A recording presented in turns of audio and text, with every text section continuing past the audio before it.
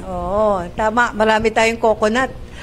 Pag nasa aeroplano ka, yung palang makikita, puro coconut eh. Ang problema sa coconut natin ay trader din yung may control, no? O, yung lumalaki din naman yung mga kita dyan, mga trader. Anong pwedeng gawin? Ito, dito ngayon sa NGO namin, tumutulong kami sa mga coconut farmers. So, dadalhin din natin yan sa Sorsogon. Pero sa ngayon sa Mindanao, ay inoorganisa namin sila ng mga kooperatiba or asosasyon at direkta silang nagdi-deliver ng kanilang whole nut. Kasi may partner kaming mga kumpanya. Commercial agreement sila ang napaprioritize sa pagpasok. Pagang nakakapasok may express lane at yung presyo ng planta, yun ang naibibigay. So, hindi yung presyo ng trader. So, yun ang pwedeng gawin nating modelo. Pwedeng isang batas, may batas ngayon yung Coco Levy, di ba, na isang public fund na. Dapat nabibigay yon sa mga asosasyon ng mga coconut farmers. Una, gagawin ng Arise Party List, ipapatupad yun. Kasi yun ang problema, hindi mabagal yung pagpatupad.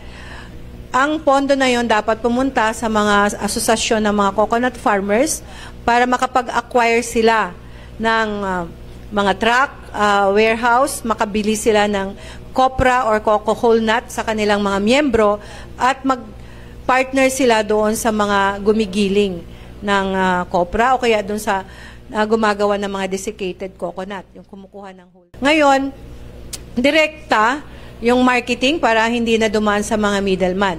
Pangalawa, hindi lang yun ang pwede nilang pagkuhanan ng kita.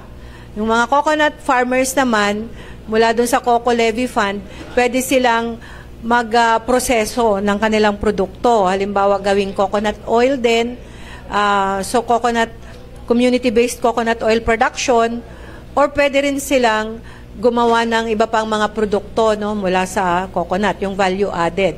Yun yung isang pwedeng pagkuhanan ng kita. Pangalawa, yung tinatawag na diversification. So, tutulungan natin yung mga coconut farmers na magtanim ng ibang mga crops, ibang produkto, tulad ng kape, kakao, root crops, ube, ginger, paminta.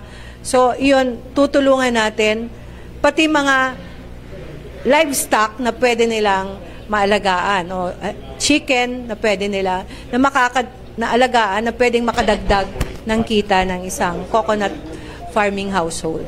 So yun ang nakikita namin, nandyan yung Coco Levy Fund, pwede nating magamit. Pero kung kailangan pa ng dagdag na batas para ma-industrialisa natin or ma-industrialize yung sektor ng coconut at hindi lang tayo exporter ng copra or ng crude coconut oil, yun po yung gagawin natin ngayon. Kailangang ipunin natin yung mga industrialist na nandyan na. No? Halimbawa, may mga pailang-ilang korporasyon din na nagpoproseso ng coconut oil. Meron din na nandun sa oleochemical na tinatawag. Ito yung mga higher-end na produkto mula sa coconut oil. Yung Chemres, halimbawa, sila yung nandyan ngayon sa paggawa ng biodiesel.